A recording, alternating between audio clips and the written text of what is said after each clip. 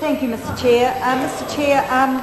I just want to congratulate my colleague Darian Fenton for reminding us about the name change under the last National Government in terms of our ACC scheme.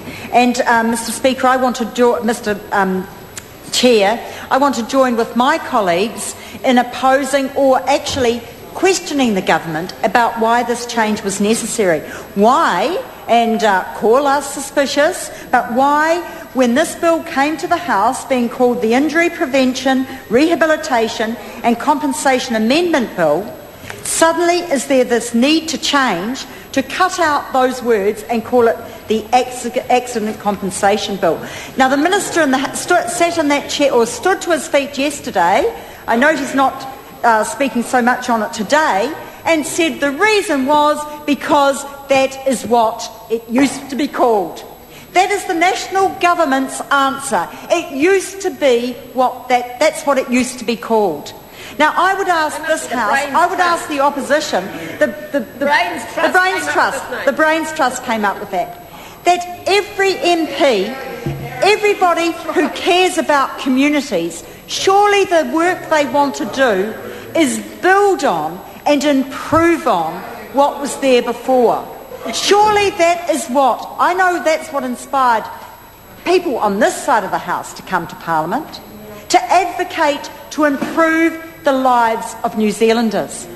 So that it was called that before, but there have been improvements over the year, admittedly only under the Labour government. There have been improvements to this wonderful social contract for New Zealanders.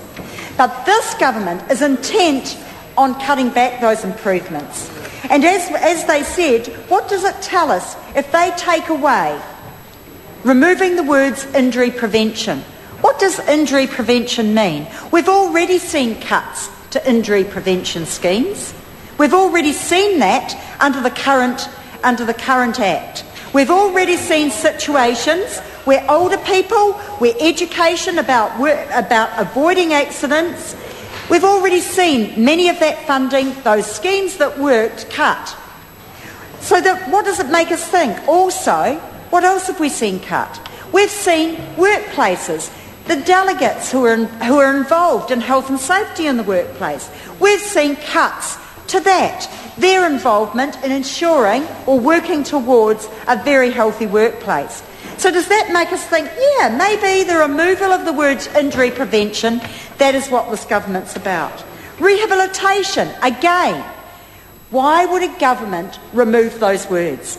Why would a government remove the word rehabilitation, which is absolutely the key principle of what is behind any social contract to do with accidents? It isn't about rewarding compo.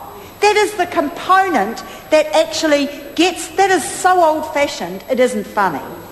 Yes, people must be compensated, and we have already drawn attention to the fact that many people won't receive the compensation that they're entitled to, particularly if they've committed suicide. So there are clawbacks around compensation already to do with seasonal workers, to do with holiday pay, the fact you have to use your holiday pay before you receive your compensation. But as well as that, as well as those clawbacks, what it seems to this side of the House is that the government is saying we don't want rehabilitation in there. And all that says to certainly me and certainly my colleagues is this government does not believe in investing in rehabilitation. We're already seeing that.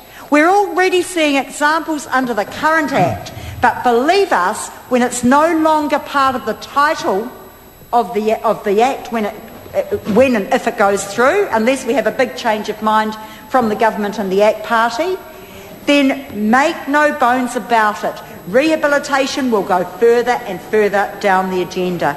It just makes a mockery of a scheme that has worked, that has delivered for so many New Zealanders, that has assisted them to be work ready and to be working and being involved in a fully participating way in our society, in our workplaces, and effectively supporting their family.